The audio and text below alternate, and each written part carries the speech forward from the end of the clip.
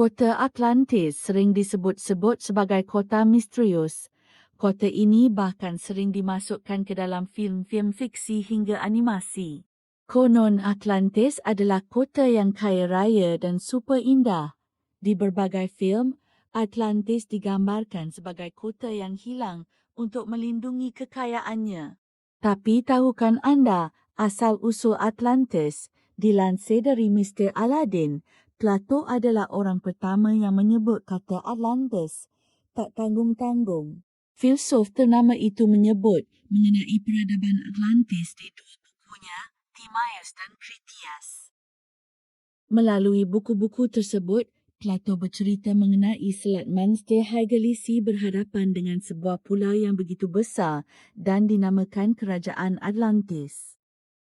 Ketika itu, Atlantis baru akan menyerang Athena Yunani. Namun di luar dugaan, Atlantis tiba-tiba mengalami gempa bumi dan banjir. Tidak sampai sehari semalam, daratan Atlantis semuanya tenggelam ke dasar laut. Cerita Plato soal Atlantis diduga kuat bukan karangan semata. Karena Socrates, guru Plato, juga mengatakan kalau Atlantis benar-benar ada 11.0 tahun yang lalu.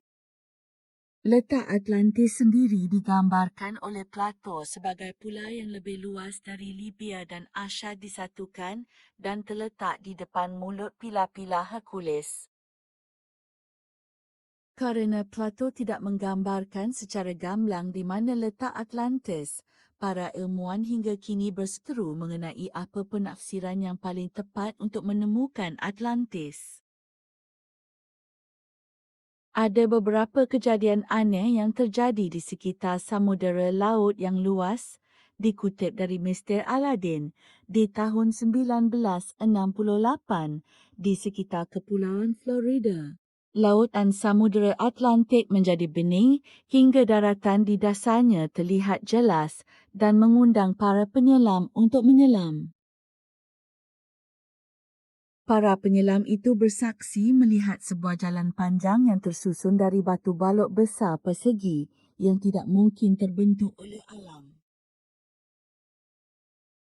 Tak sampai di situ, tahun 1970-an diadakan penelitian pengeburan dengan kedalaman 800 meter akan jalan panjang batu tersebut dan memang jalan tersebut membentuk sebuah jalan yang mirip dengan lukisan yang ada di catatan Plato, tapi belum bisa dibuktikan kalau itu adalah jalan menuju Atlantis. Penelusuran Atlantis pun berlanjut ke tahun 1979 yang menemukan piramida di dasar laut segitiga Bermuda dan memiliki panjang sekitar 300 meter. Piramida tersebut lebih besar daripada piramida di Mesir.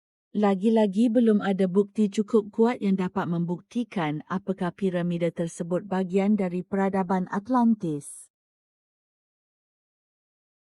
Tim peneliti dari Norwegia pada tahun 1985 menemukan sebuah kota kuno yang berada di bawah laut segitiga Bermuda. Mereka membuat gambar atas apa yang telah mereka temukan, yakni sebuah jalan besar dan juga rumah-rumah yang beratapkan kubah. Tapi tetap aja belum dipastikan apakah kota tersebut adalah Atlantis. Penelitian tentang Atlantis seakan tak berujung. Ilmuwan asal Brazil, Aricio Nunes dos Santos, dalam bukunya Atlantis, de los Continentes Finally Found, The Definitive Localization of Patos Los Civilization yang ia tulis selama 30 tahun, membandingkan beberapa negara dengan ciri-ciri benua Atlantis, mulai dari luas wilayah, cuaca, kekayaan alam,